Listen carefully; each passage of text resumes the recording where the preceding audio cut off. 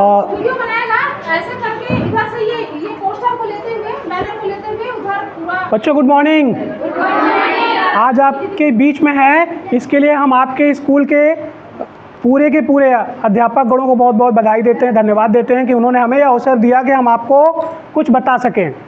ठीक, तो हम सबसे पहले आपसे बात करेंगे पर्यावरण के बारे में। पहले पर्यावरण के बारे में, पर्यावरण समझते हैं ना? पर्यावरण में हमारा वायुमंडल भी आता है और हमारा स्थल मंडल भी आता है ना? पढ़ा है ना भूगोल में? कक्षा 6, 7, 8 वाले अच्छे से पढ़े होंगे, इसको साइंस में है। तो पर्यावरण के में अभी जो हालात हैं वो है ग्लोबल वार्मिंग, है ना? ग्लोबल वार्मिंग सुना है ना? टेम्परेचर बदल गया। कैसे बदला जानते हैं आप लोग? हमारे पर्यावरण के वायुमंडल में गैसों का मिश्रण होता है, पढ़ा ना? तो गैसों के मिश्रण में सबसे ज़्यादा कौन सी गैस होती है? नहीं, सबसे ज़्यादा होता है नाइट्रोजन, 78%, है ना? 78% नाइट्रोजन होता है। आप लोगों ने पढ़ा है ना? खासतौर के 6, 7, 8 की किताबों में ये पर्यावरण में, भूगोल में है। ठीक, तो उसके बाद ऑक्सीजन होती है। ऑक्सीजन पहले 21% थी, अभी वो 20 पॉइंट समथिंग कुछ परसेंट है। बढ़ा क्या? Carbon dioxide, carbon monoxide, sulphur dioxide, यही गैसें ग्लोबल वार्मिंग के लिए जिम्मेदार होती हैं। ठीक, जो अभी एसी और फ्रिज से निकलती है, क्लोरो मीथेन, ऐसी कुछ गैसें हैं जो जिम्मेदार होती है ग्लोबल वार्मिंग के लिए। तो अभी एसी का चलन भी बहुत अधिक है, फ्रिज का चलन भी बहुत अधिक है, लेकिन उससे ज़्यादा जो फ़र्क है वो है कार्बन डाइऑक्साइड का, कार्बन मोनोऑक्साइड का, है ना? तो पेट्रोल जलाए जाते हैं, गाड़ियाँ चलती हैं, डीजल जलाए जाते हैं, है ना? लकड़ियाँ जलाते हैं, और सबसे ज़्यादा खतरनाक आप लोग प्लास्टिक जलाते हैं। प्लास्टिक भी जलाते हैं ना? आप सब लोग जलाते हैं? उससे भी बहुत सी जहरीली गैसें निकलती हैं। यही जिम्मेदार है ग्लोबल वार्मिंग के लिए, जिम्मेदार है। लेकिन कार्बन सबसे कम होता है पेड़ पौधे लगाने से। पेड़ पौधे लगाने से क्या होगा जानते हैं आप लोग? पेड़ जब अपने लिए भोजन बनाता है, या कोई पौधा जब अपने लिए भोजन बनाता है, तो भोजन बनाने की प्रक्रिया में वो कौन सी गैस लेता है? वेरी गुड, कार्बन डाइऑक्साइड लेता है, और बदले में क्या देता है? तो कार्बन डाइऑक्साइड उसके अंदर रह गया और उसने ऑक्सीजन, ठीक है? केवल और केवल पृथ्वी में ही जीवन है और कारण है ऑक्सीजन। ऑक्सीजन होगा तभी जल बनेगा। जल का फार्मूला पता है क्या है? H2O, हाइड्रोजन के 2 मॉलिक्यूल और ऑक्सीजन का 1 मॉलिक्यूल मिल करके जल बनता है। तो बिना ऑक्सीजन के जल हो सकता क्या? बहुत से ग्रहों में हाइड्रोजन लगभग हर ग्रह में है। हीलियम, हाइड्रोजन, हीलियम और हाइड्रोजन से मिल करके सूरज रोशनी देता है ना? तारा है, उसमें जीवन है क्या? तमाम और ग्रह आप जानते हैं, ग्रह हैं, उपग्रह हैं। उपग्रह में तो चलिए जीवन होगा ही नहीं, ग्रहों में जीवन हो सकता है, पर है क्या कहीं? नहीं है ना? हमारे जानने में एक भी ग्रह में नहीं है, नहीं है ना? ना किसी तारे में है, ना किसी ग्रह में जीवन है ही नहीं, केवल पृथ्वी पर जीवन है। तो उसका कारण है ऑक्सीजन। ऑक्सीजन से ही जल बनता है।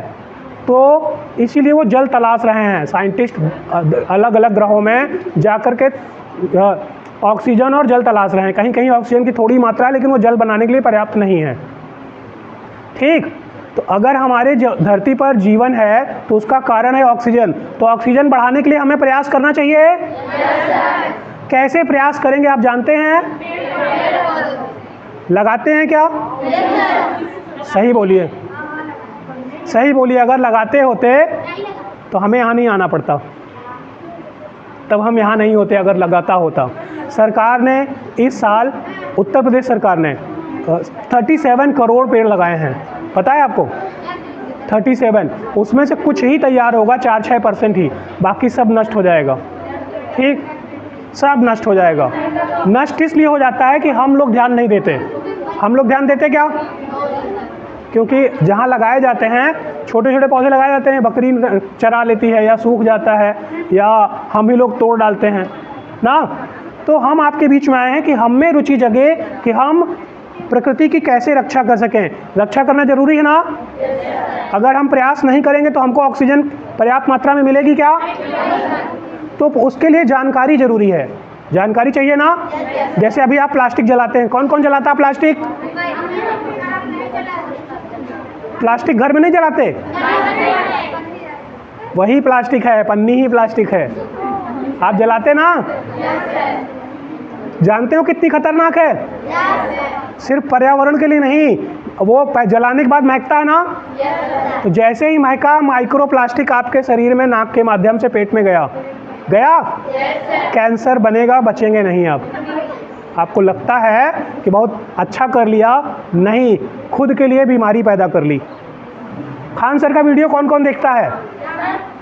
उन्होंने एक दिन अपने वीडियो में दिखाया था, बताया था कि हमारे शरीर में जो आरबीसी होती है, ये समझ, आरबीसी जानते ना? हमारा शरीर कोशिकाओं से मिलकर बनता है। कोशिकाओं से मिलकर बनता है। उस कोशिका में सबसे छोटी कोशिका है रेड ब्लड सेल्स, लाल रक्त कणिकाएं, है ना? पढ़ा है आप लोगों ने?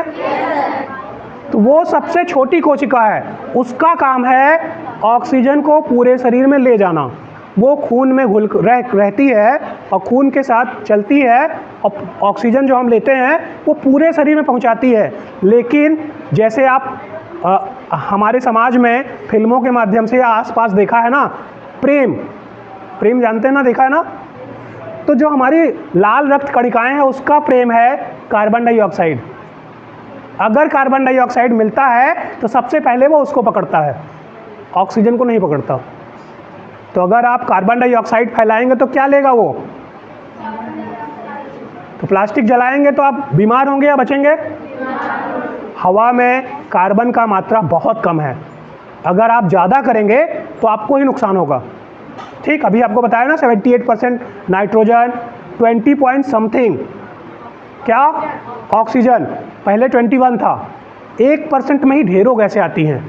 एक गैस नहीं कि केवल कार्बन डाइऑक्साइड है, 1% में बहुत सी गैसें आती हैं। नियॉन आपने बहुत से पढ़ा होगा ना। अब नियॉन भी एक गैस है ना, गैस है। हीलियम भी एक गैस है ना। क्लोरीन भी एक गैस है। ये सारी गैसें मिल करके केवल 1% है, 1% है। उसमें सबसे खतरनाक कार्बन से जुड़ी हुई गैस है, कार्बन मोनोऑक्साइड, कार्बन डाइऑक्साइड, या कोई भी कार्बन की चेन, जैसे मीथेन, क्लोरोमीथेन, या कोई भी कार्बन से जुड़ी हुई जो गैसें हैं वही खतरनाक हैं। और पेड़ उसी को लेता है, पेड़ उसी को लेता है। तो हमको किसी भी तरह से कार्बन का उत्सर्जन नहीं करना है। करना है क्या? बदले में हरा भरा करना है। आप सब सिराथू से है ना, कोई बाहर से तो है नहीं, आसपास से है ना? तो आसपास से हैं तो आपने इतने बड़े तो हो ही गए कि देखा होगा कि इन कुछ सालों में मेरे ख्याल से केवल सिराथू में 10 लाख पेड़ कम हो गए ना। कुछ विकास कार्यों के लिए, कुछ हवाओं से, तूफान से, कुछ हम लोग की लापरवाही से हुए ना। तो उसमें सरकार तो योगदान दे ही रही है। सरकार ने, आपने देखा होगा, आपके विद्यालय में भी लगाए गए होंगे। हमें भी योगदान देना पड़ेगा। हम कैसे योगदान दे सकते हैं ये समझिए। हम आसपास पौधों से बीज ले सकते। बीज के लिए हमें सरकार के पास जाने की ज़रूरत नहीं है। ज़रूरत है जो पन्नियाँ आप जला देते, उसी पन्नियों में मिट्टी भर के, आसपास मिट्टी भी अवेलेबल है, थोड़ी सी मिट्टी भर के उस बीज को अंकुरित कर सकते। थोड़ा बड़ा हो जाने दीजिए, 1 साल इतना बड़ा हो जाए आपके घर में, हो सकता ना। छत पे रख दीजिए। आपके यहाँ बंदर भी बहुत है, हमने देखा आपके यहाँ बंदर भी बहुत है, थोड़ा सुरक्षित करना पड़ेगा ना। तो थोड़ा सुरक्षित रखिएगा, क्योंकि बंदर सबसे पहले पेड़ों का दुश्मन है। वो छोटे पेड़ को तुरंत तोड़ डालता है ना। तो उसको थोड़ा सा ऐसे जगह रखिएगा कि जहाँ बचा सकें। इतना बड़ा कर लीजिए। अपने जन्मदिन पे, भाई बहन के जन्मदिन पे, माता पिता के जन्मदिन पे, 15 अगस्त पे, 26 जनवरी पे, गांधी जयंती पे, शिक्षक दिवस पे, या किसी भी ऐसे अवसर पर जो आपको अच्छा लगे, उस पेड़ को आप कहीं भी सड़क के किनारे आपकी अपनी ज़मीन पर लगा दीजिए। लगा सकते हैं। या आपके जो पूर्वज आपके बीच में नहीं हैं, है ना, हमारे माता पिता, दादी बाबा, या ऐसे लोग अब हमारे बीच जो नहीं हैं, उनके नाम से, उनकी पुण्यतिथि पर लगा दीजिए। अभी हम देखे थे यहीं बगल में ये बाग है, सामने बाग है। बाग में एक चौरा बनाया गया है, मुस्लिमों में कब्र कहते हैं, हम हिंदुओं में चौरा बोलते हैं ना। तो वो उसकी जगह अगर हम पेड़ लगा करके उनका नाम लिखवा देते वो अच्छा था या वो अच्छा था ना, तो पेड़ लगा देना, उनकी याद में हम उनके नाम से एक पेड़ लगा दें, अच्छा वो है ना। ये हम कर सकते हैं, करेंगे। और भी सरल तरीका है, गेंदे का फूल अभी सबके घर में आ रहा होगा, नवरात्रि है, आ रहा ना, उसको सुखा लीजिए। गेंदे का फूल खुद में बीज होता है। ये जो रोड से आप लोग आते जाते हैं, जो फालतू की घासें जमी हुई हैं, अगर समय पे बिखेर देंगे बरसात से पहले, तो क्या मिलेगा आपको? गेंदे का ही पेड़ मिलेगा ना।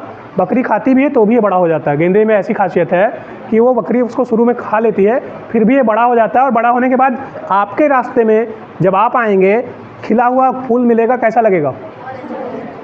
और साथ में वो कार्बन भी आपका ले लेगा ना। तो आपके उत्सर्जित कार्बन को वो भोजन बना लेगा और बदले में खुशबू देगा। कर सकते हैं इतना नहीं कर सकते?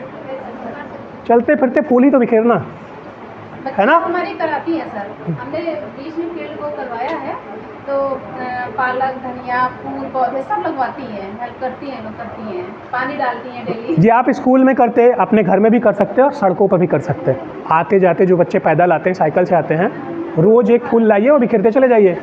इधर जमेगा तो आपके साथ। और जो अच्छी बात एक है, हम लोग सब लोग सात्विक हैं। भारत चाहे जिस धर्म से जुड़े हुए लोग हों, सब लोगों का एक ही उद्देश्य होता है, पॉजिटिव एनर्जी क्रिएट करना। किसी भी धर्म से, धर्म बाधक नहीं है। धर्म केवल मानव को सामुदायिक बनाने के लिए कुछ नैतिक नियमों का समूह मात्र है। पता है आप लोगों को? जैसे आप नैतिक नियम स्कूलों में पढ़ते हैं, घर में सीखते हैं, वैसे ही धर्म जो है एक बहुत बड़ी पॉपुलेशन को कंट्रोल करने के लिए कुछ ऐसे नियम बनाए गए जिसके माध्यम से वो एकत्रित रह सकें। ठीक वही धर्म है, अलग अलग जगह उसका अलग अलग नाम दे दिया गया, पर सबका उद्देश्य एकमात्र है, वो है समाज का एकीकरण और कल्याण, मानवों का कल्याण। मतलब, और वो कैसे हो सकता है? पॉजिटिव एनर्जी के माध्यम से। तो पेड़ पौधे कितने पॉजिटिव एनर्जी देते जानते हैं आप? पेड़ पौधे छाया देते हैं, फल देते हैं, है ना, और ऑक्सीजन देते हैं।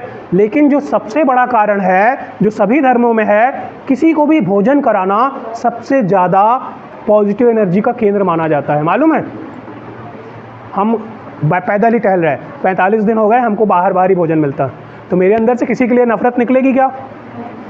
किसी को हम गाली बकेंगे क्या जो हमें खाना दे रहा? तो आपके माध्यम से जिनको खाना मिलेगा वो आपको गाली देंगे क्या? किसी तरह की नेगेटिव एनर्जी देंगे क्या? क्या देंगे बदले में? केवल और केवल पॉजिटिव एनर्जी, यही देंगे ना। तो खुद के लिए पॉजिटिव एनर्जी पाने के लिए एक बेहतर काम, कहीं जाना नहीं, किसी तीर्थ स्थान में जाना नहीं, कहीं पूजा करने से अच्छा है कि एक पेड़ तैयार कर दीजिए। ठीक, किसी जगह जा करके हम मत्था टेकें, सर झुकाएं, उससे अच्छा है एक पेड़ तैयार कर दें। एक पेड़ तैयार कर देंगे तो एक पीढ़ी नहीं, कई पीढ़ियों को पॉजिटिव एनर्जी देता रहेगा, क्योंकि एक पेड़ असंख्य जीवों को भोजन देता है। पता है ना आपको? ऊपर भी जब तक वो पत्तियों के रूप में रहता है तो पत्ती छेदक कीड़े होते, तितलियाँ होती, मधुमक्खी होते, चिड़िया होती, ये सब खाते पीते ना, खुद तमाम जानवर भी खाते। नीचे आता तो गाय और तमाम जानवर खाते। लेकिन उसके बाद अपघटक पढ़ा है ना आपने? अपघटक पढ़ा है ना, जो ऐसे पदार्थों को कार्बनिक पदार्थ में बदल देते हैं, नाइट्रोजन में बदल देते हैं, उनको अपघटक कहते हैं। नाइट्रोजन को की ज़रूरत होती है पौधों को बढ़ने के लिए, हवा में है पर हवा से नहीं ले पाते वो, उनको ज़मीन में देना पड़ता है, यही यूरिया का कॉन्सेप्ट है। ठीक, तो प्रकृति ने बना रखा है नाइट्रोजन को नीचे लाने के लिए छोटे छोटे अपघटक होते हैं, जो पत्तियों को, डालियों को, छाल को या लकड़ियों को भी सड़ जाता है ना। कोई चीज़ सड़ता है कि नहीं सड़ता? बरसात में सड़ जाता है ना, लकड़ी भी हो तो भी। तो सड़ जाने का मतलब है वो नाइट्रोजन और कार्बन में बदल रहा है। नीचे ज़्यादा रहेगा तो कार्बन में बदल जाएगा, ऊपर रहेगा तो अपघटक उसको नाइट्रोजन में बदल देंगे। नाइट्रोजन में बदल देंगे तो आपके पौधों के लिए उपयोगी है, मतलब केवल और केवल जीवन देता है, देता ना हर कदम पर। तो आप समझ गए कितनी पॉजिटिव एनर्जी मिल सकती है। तो पेड़ लगाइए केवल अपने आप को पॉजिटिव एनर्जी पाने के लिए। ठीक। ना कि छाया। छाया मुख्य नहीं है, मुख्य है पॉजिटिविटी, क्योंकि हम सब लोग धार्मिक हैं, किसी न किसी धर्म से जुड़े हुए हैं, है ना। तो सबसे अच्छा है, सबसे बड़ा ईश्वर की पूजा यही है, इससे बड़ी पूजा कुछ नहीं। बाकी सब आपको छलावा बताया। ईश्वर एक होता है अनेक? आप अनेक ईश्वर की पूजा कर रहे हैं, हो सकता है, पॉसिबल है क्या? कर रहे हैं कि नहीं कर रहे हैं? कुछ दिन पहले गणेश जी की कर रहे थे, अभी माता जी की कर रहे हैं ना। घर में जाके बिखर जाते हैं। हमने एक पंडित जी से पूछा था, वो बहुत अच्छे संस्कृत के विद्वान थे, तो हमको कहे थे ईश्वर एक है और खुद पूजा कर रहे थे। तो उनसे पूछा आप क्या कर रहे हैं? अभी तो मुझसे कहे कि एक ही ईश्वर है। हाँ, तो उन्होंने शब्दों में रोक लिया था हमको, कहा था हृदयपति का भाव हृदय में रखकर पत्थर पर माना करते थे। उन्होंने कहा था ईश्वर के प्रेम में ईश्वर की आराधना करते हैं, हृदयपति का भाव हृदय में रखकर पत्थर पर माना करते हैं। तो आप पेड़ में ही मान लीजिए, मानना ही तो है ना। जब मानना ही है तो हम पत्थर या कागज पे क्यों माने, है ना। और थोड़ा सा और विसंगतियां हैं, जलाना और अर्पित करना, शब्दों में थोड़ा सा अंतर है, ठीक। बुद्ध और बुद्धू, थोड़ा सा ही अंतर है। बुद्ध का मतलब होता है ज्ञान और बुद्धू का मतलब होता है बेवकूफ़, है ना।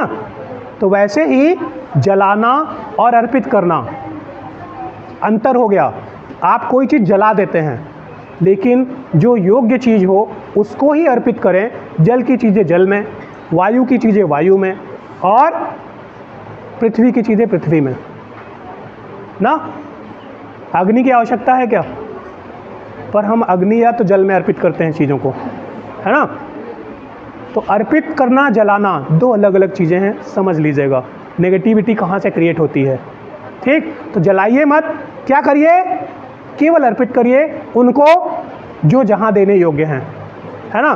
तो वो दूसरा मैटर है प्लास्टिक, जलाने का जो मैटर है प्लास्टिक। आप लोग क्या जला रहे हैं ये सोचना पड़ेगा। आप ऐसी चीज़ जला रहे हैं जो कार्बन डाइऑक्साइड पैदा करे, जो कार्बन मोनोऑक्साइड पैदा करे, तो कहीं से भी वो धार्मिक नहीं हो सकता, कहीं से भी वो सात्विक नहीं हो सकता, कहीं से भी वो पॉजिटिव नहीं हो सकता। हो सकता क्या? नेगेटिव ही होगा।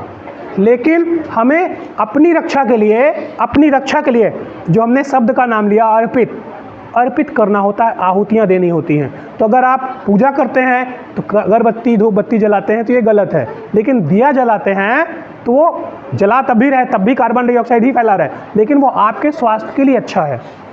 आपके स्वास्थ्य के लिए कैसे अच्छा है जानते हैं? अभी आपने कोरोना के समय में एक शब्द सुना था, क्या? वायरस। नाम सुना था वायरस? उसके पहले कुछ लोग जानते थे, कुछ लोग नहीं जानते थे, है ना। बच्चों में कुछ जानते थे कि वायरस होता है, लेकिन कोरोना से सबको पता चल गया कि वायरस भी कुछ होता है। तो वायरस के साथ बैक्टीरिया भी होती है। तो जब आप अर्पित करने के सिस्टम में आएंगे, एक ज्वाला प्रज्वलित करेंगे, तो वहाँ पर वो वायरस उसके प्रति आकर्षित होगा और उसमें क्या हो जाएगा, वो अपने आप को अर्पित कर देगा, आहुति दे देगा, अपनी आहुति दे देगा। तो आप सुरक्षित हो जाएंगे कि नहीं होंगे? लेकिन अगरबत्ती धूप बत्ती जलाते हैं तो बिल्कुल सुरक्षित नहीं होंगे। अगरबत्ती धूप बत्ती जलाने के लिए पेड़ काटे जाते हैं, पेड़ काटे जाते हैं ना उसको बनाने के लिए। तो पेड़ काटे जाएंगे तो आप सुरक्षित हो सकते क्या? हो सकते? तो उसको जलाने से भी नहीं हो सकते। तो दूसरा प्लास्टिक, पेड़ समझ गए ना, पौधा, उसके बारे में रुक जाएं। पेड़ लगाएंगे ना, कैसे लगाएंगे बता दिया। आप नेनुआ तरोई लौकी किसी का बीज छोड़ दीजिए बगल बगल, रोड के बगल बगल, वो जमेगा, बढ़ेगा, गाय बकरी खाएंगी उसको, लेकिन जब तक वो रहेगा, ग्रीन रहेगा, तब तक ऑक्सीजन देता रहेगा ना। आपके घर में ईजिली अवेलेबल है, गांव के बच्चों के पास ईजिली अवेलेबल है, जगह जगह बीज मिल जाते हैं ना। इसके लिए खरीदने की जरूरत नहीं। कोई चीज़ खरीदने की जरूरत है क्या कि नहीं कर सकते? कर सकते ना सब लोग। अभी बरगद पीपल का बीज अभी गिर रहा है, हम इकट्ठा कर लेंगे, हम छोड़ते चलेंगे, हम जिधर भी गुजरेंगे हम उसको इकट्ठा करके हम जो रास्ते में बिखेरते चलेंगे। पीपल बड़ा सरल है, कहीं भी जम जाता है, ठीक। लेकिन अगर अच्छी जगह जम गया जहाँ नष्ट ना हो तो बहुत काम करता है, ठीक है। आप भी कर सकते, आप पीपल नहीं कर सकते तो आप नेनुआ तरोई लौकी करिए, कर सकते, ठीक। प्लास्टिक बेटा, आपको सबसे पहले प्लास्टिक के पैकिंग में जो भी चीज़ आती है उसका इस्तेमाल ही नहीं करना। सबसे पहले समझ लीजिए कि प्लास्टिक में जो भी चीज़ आती है उसको इस्तेमाल करना ही नहीं। क्यों नहीं करना ये समझ लीजिए। आप जो खाना बनाते हैं, जो खाते हैं, वो कितने दिन तक सही रह सकता? 1 दिन, 2 दिन। अभी आटा आज घर में साना जाए, सुबह खा सकते, दूसरे दिन क्यों? खराब हो जाता है। लेकिन आप पैकेट की चीज़ें कैसे खा लेते? चाउमीन भी उसी आटे से बनती ना, है ना? कितने दिन रखी होती है और कितने दिन बाद आप खाते? अपने घर में तो नहीं खाते, हाँ, अपने घर में नहीं खाते, दूसरे का पैकेट का बना हुआ चीज़ खा लेते हैं। उसका मतलब है कि उसमें कहीं ना कहीं प्रिजर्वेटिव्स डाला गया है। प्रिजर्वेटिव्स डाला गया है कि वो ख़राब नहीं हो रहा, उसमें कीड़े नहीं लग रहे, है ना? अब जिसको कीड़े नहीं खाते उसको आप खाते हैं, अच्छा है क्या? जिसको कोई बैक्टीरिया भी नहीं खाने को तैयार है, कोई भी बैक्टीरिया नहीं खाने को तैयार, उसको आप लोग खाते हैं, खाते ना? खाना चाहिए। अभी हम एक इंस्पेक्टर साहब के साथ थे, फूड इंस्पेक्टर साहब के, उन्होंने बताया कि जो हम लोग हल्दी इस्तेमाल करते हैं, हल्दी बहुत थोड़ी मात्रा में इस्तेमाल करना, बहुत थोड़ी। हम लोग जो इस्तेमाल करते हैं वो ज़्यादा, ठीक। जो मार्केट से हम लोग चीज़, मोमोज़ खाया ना आप लोगों ने? मोमोज़ में चटनी होती है, उसमें लाल कलर मिला होता है, बहुत खतरनाक है, बहुत खतरनाक है। लड्डू खाया है आपने बेसन का? पीला कलर या लाल कलर मिलाए होते हैं, बहुत मगज वाले में पीला और मोतीचूर में लाल मिला होता है ना, बहुत खतरनाक है। तो आपको जो भी खाना है घर में बनाकर खाइए। घर में बनाना कठिन है क्या? ठीक। पहले तो चीनी डॉक्टर खाने के लिए मना करता है, पर हम नहीं मना करते। आप सब बच्चे हैं, चलते फिरते हैं, पर मात्रा सीमित रखनी है, ज़्यादा मात्रा में नहीं खाना है। पहले खुद के स्वास्थ्य के लिए, हम आपके स्वास्थ्य के लिए बता रहे हैं, ठीक, कि आप स्वस्थ रहिए, क्योंकि आप सब छात्र हैं और छात्रों का मस्तिष्क शार्प होना चाहिए। मस्तिष्क कब शार्प होगा जानते हैं ना? जब आप स्वस्थ रहेंगे। स्वस्थ शरीर में ही स्वस्थ मस्तिष्क का, है ना? तो आपको स्वस्थ रहना जरूरी है, हम उसी पे बात कर रहे हैं, सही बात कर रहे हैं ना? ठीक है। तो आप लोग पहले तो पैकेट फूड अवॉइड करिए, खाना ही नहीं। जब खाएंगे नहीं तो पन्नी आएगी नहीं, आएगी, जलाना नहीं पड़ेगा, ठीक, जलाना नहीं पड़ेगा। खाना है, मूंगफली लाइए, आप 10 रुपये 5 रुपये अगर पर डे पैकेट का खर्चा कर रहे हैं तो एक व्यक्ति के पीछे मूंगफली में 1 किलो मूंगफली एक व्यक्ति महीने भर खा सकता है। खा सकता 130 रुपये की, और वो कितने का आता? अगर 5 रुपये पर डे खर्च करते हैं तो 150 रुपये, ठीक। लेकिन ये 130 रुपये आपका परिवार भी साथ में खा लेगा ना? तो आप ऐसी चीज़ों का सेवन करिए जो आपके स्वास्थ्य के लिए हो। सभी बच्चे सुबह अंकुरित अनाज खा के आइए, अच्छा पौष्टिक भोजन खा के आइए, सलाद खा के आइए, ठीक। सुबह पौष्टिक, हम लोगों के बचपन में हम लोगों को क्या मिलता था पता है? गांव में नाश्ते में सुबह घुघरी मिलती थी, कभी गेहूं चना की, कभी चना उबाल दिया जाता था, ये मिलता था। आप लोग शायद नहीं मिलता ना। उसके बाद कभी कभी सुबह खाना भी मिल जाता था सुबह, लेकिन उसके बाद भी हम लोग स्कूल से जाकर घर में खाते थे, 3-4 बार भोजन करते थे। आप लोग नहीं कर रहे, इसीलिए शायद दुर्बल हैं। सब कुछ में हमको अभी कोई भी स्वस्थ दिखाई नहीं दे रहा है जो स्वस्थ हो, ठीक।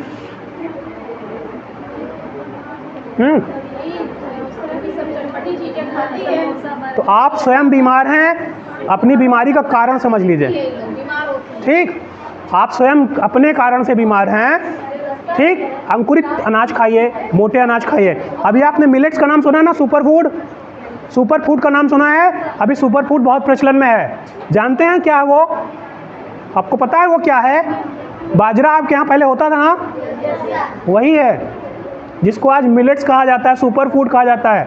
आप सब अभी पढ़ेंगे इसके बारे में। ग्लूटेन, जब हम खाना खाते हैं तो हमको खाना खाने में कुछ भी खाते हैं तो कार्बोहाइड्रेट मिलता है ना, तो कार्बोहाइड्रेट मिलने का एक प्रक्रिया होता है। पहले भोजन ग्लूटेन में बदलता है, फिर ग्लूटेन के रिलीज़ होने का जो दर है वो कम ज़्यादा होती है।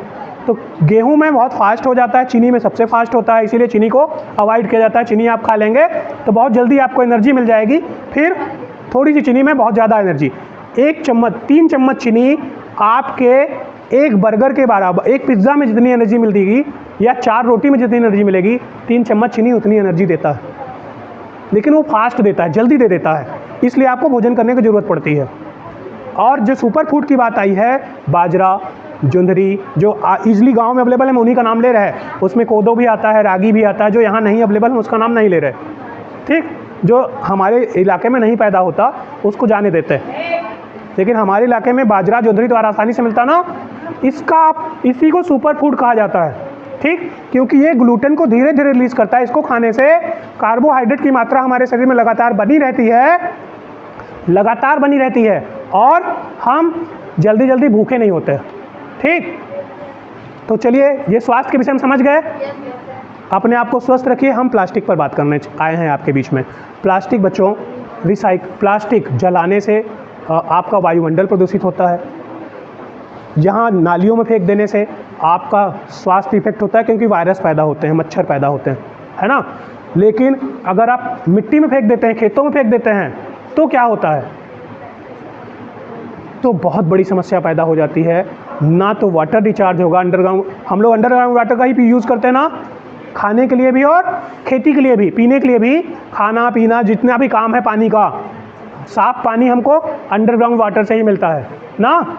तो अगर अंडरग्राउंड वाटर रिचार्ज नहीं होगा तो अब भविष्य में हम पानी पी पाएंगे क्या? हमको प्रोग्राम एक और हमारा कराना है, ख़त्म कर दे रहा हूँ। ठीक है, तो इसको समझिए कि हम बिल्कुल भी प्लास्टिक का उपयोग नहीं करेंगे, और करेंगे तो इकट्ठा करेंगे, एकत्रित करेंगे, फेंकेंगे नहीं। कबाड़ वाले को देंगे या सफाई वाले को देंगे।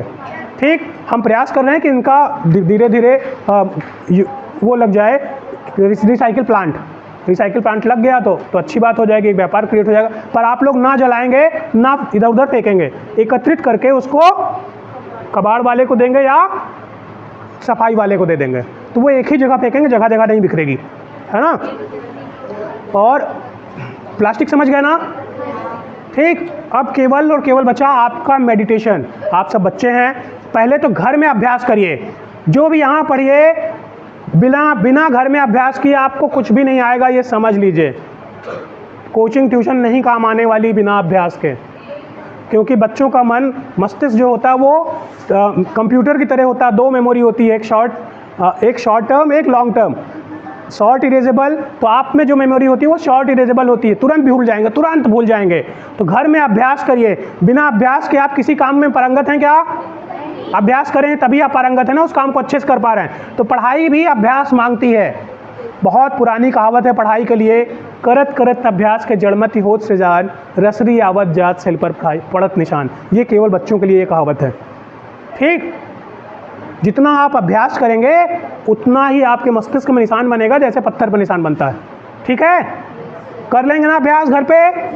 तो घर पे डेली पढ़िए, तब यहाँ पर करके आप कुछ पूछ पाएंगे, कुछ सीख पाएंगे। नहीं यहाँ से जो सीख के जाएंगे, घर पर नहीं पढ़ेंगे, भूल जाएंगे, और बाद में लोग कहेंगे कि स्कूल में पढ़ाई क्या होती है।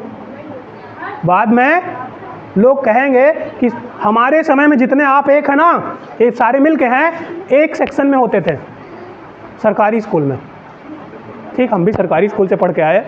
एक सेक्शन में इतने बच्चे दिखाते, 80-70 बच्चे, 120 बच्चे केवल कक्षा 6 के एक सेक्शन में होते थे, और सेक्शन भी ABC करके होता था। ठीक, तो सबको सरकारी नौकरी चाहिए, मिलेगी कैसे जब आप लोग ही नहीं होंगे? और आप लोग क्यों नहीं हैं? क्योंकि घर पे नहीं पढ़ते।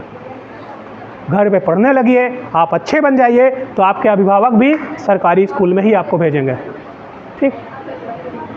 ठीक है, तो घर में ज़रूर पढ़िए बच्चों। पढ़ने के लिए आप भूल जाते हैं तो मेडिटेशन करिए। मेडिटेशन करना बहुत सरल है। जैसे आप मंदिर मस्जिद में एक अवलंबन लेते हैं, एक मूर्ति या एक आकार लेते हैं ना, आकार में आप उसको देखते हैं, तभी आपको वही एकाग्रता है। तो आपको भी कोई एक चीज़ बिंदु देखना है, कुछ भी बना लीजिए, माता पिता की तस्वीर, उनके मस्तक पे देखिए, ओम बना लीजिए, जो भी आप बनाना चाहें रख लीजिए सामने, उसको देखिए, फिर आंखें बंद कर लीजिए। इधर उधर बिखरेंगे आप, तो बिखरने की जगह आपको क्या करना है, वहाँ पर आपको आंखें कर लें क्या, 1-2 मिनट हम लोग साथ में कर लें मैम? है 2 मिनट? 2 मिनट में दिक्कत नहीं, तो आप लोग भी इसको समझ लीजिएगा, बड़ा ईजी है। हाँ, तो मेडिटेशन में अवलंबन की जरूरत है मैम। हम लोग क्या करते हैं, अवलंबन का प्राकृतिक प्रयोग नहीं करते, बिना अवलंबन के 30 सेकंड के ऊपर मेडिटेशन। चलिए हम लोग मेडिटेशन करते हैं 2 मिनट का, 2 मिनट का मेडिटेशन कर लेते हैं, बस 2 मिनट आपका और लेंगे। ठीक है, मेडिटेशन के लिए हमको यहाँ पर फोकस करना होता है। ठीक, इससे क्या होगा, आपकी बॉडी के जो बिखरी हुई एनर्जी है वो एक जगह पर कंट्रोल होगी। मेडिटेशन क्या करता समझ लीजिए।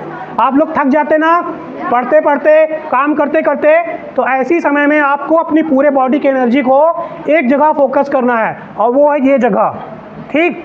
तब आपकी आरबीसी और डब्ल्यूबीसी प्रॉपर फंक्शन करेगी। मेडिटेशन का मतलब भगवान से जुड़ना नहीं होता, अपने आप से जुड़ना होता है। पहले समझ लीजिए कि मेडिटेशन किसी भी ईश्वर से नहीं जोड़ता है, ध्यान किसी भी ईश्वर से नहीं जोड़ता है, केवल ईश्वर अवलंबन का प्रतीक होता है, ठीक। हमें अपने शरीर को स्वस्थ करना है। तो जब भी आप थक जाइए, पढ़ते पढ़ते, काम करते करते, चलते चलते या कैसे भी, तो आप अपनी आंखें करें। सब लोग आंखें बंद कर लीजिए, ऐसे आंखें बंद करिए। सभी लोग यहाँ पर ध्यान को केंद्रित करिएगा, ठीक। हम बीच बीच में बोलते रहेंगे, 2 मिनट ही लगेगा।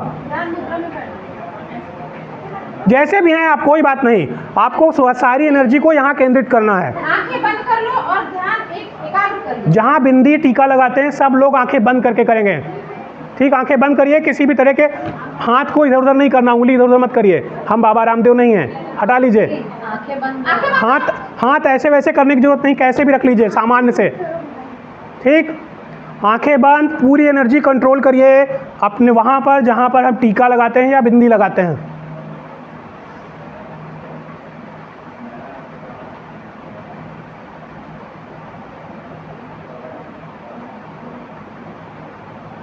कुछ लोगों को काली पीली एनर्जी दिख रही होगी, कुछ लोगों में वाइटनेस दिख रहा होगा, लेकिन अभी हम इस पे एक अवलंबन देते हैं आपको।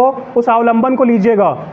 एक पेंसिल, लाल कलर की पेंसिल, आप वही मस्तक पर देखिए, हम सबके मस्तिष्क में इमेज भेज रहे हैं, लाल कलर की पेंसिल। अब हम आते हैं पेंसिल के निचले हिस्से में जो काला कलर का है। निचला हिस्सा देखिए पेंसिल का, दिखा काला। अब हम पेंसिल के ऊपरी हिस्से में आते हैं जिसको हम छीलते हैं।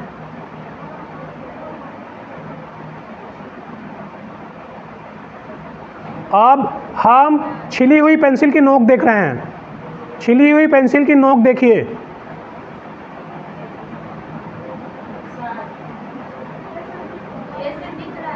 Okay, open your eyes. सब लोग आंखें खोल लीजिए। अच्छा लगा? ऐसे मेडिटेशन करते हैं बच्चों। ये मेडिटेशन करेंगे तो आप बिखरेंगे नहीं, भटकेंगे नहीं, इधर उधर की बातें आपके मस्तिष्क में नहीं चलेंगी।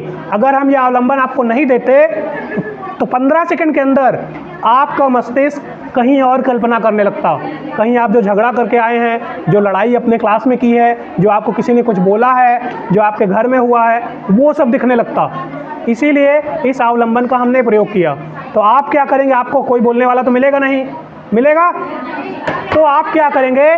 सामने कुछ बना लेंगे, चाहे माता पिता की फ़ोटो रख लीजिए एक, चाहे जो प्रतीक, कोई प्रतीक, धार्मिक प्रतीक जिस धर्म से जुड़े हैं, अपने अपने धर्म का धार्मिक प्रतीक ले लीजिए, ठीक। उसको आंखें खोल कर देखिए और फिर आंखें बंद कर लीजिए। जब आप इधर उधर भटकने लगिए फिर आंखें खोलिए, उसको देख लीजिए, ठीक। सबसे अच्छा होता है ज्योति देखना। ज्योति, दीपक की ज्योति, जो दिया जलाते हैं, उसकी ज्योति देखना सबसे अच्छा होता है। सभी धर्मों ने वही सिखाया है। जैन धर्म का अनेकांतवाद सिद्धांत उसी ज्योति पर ही है, ठीक। तो आप लोग समझ गए बच्चों? चलिए, आप सब लोगों को बहुत बहुत धन्यवाद, आपने हमें सुना। मैम बहुत बहुत धन्यवाद आपको।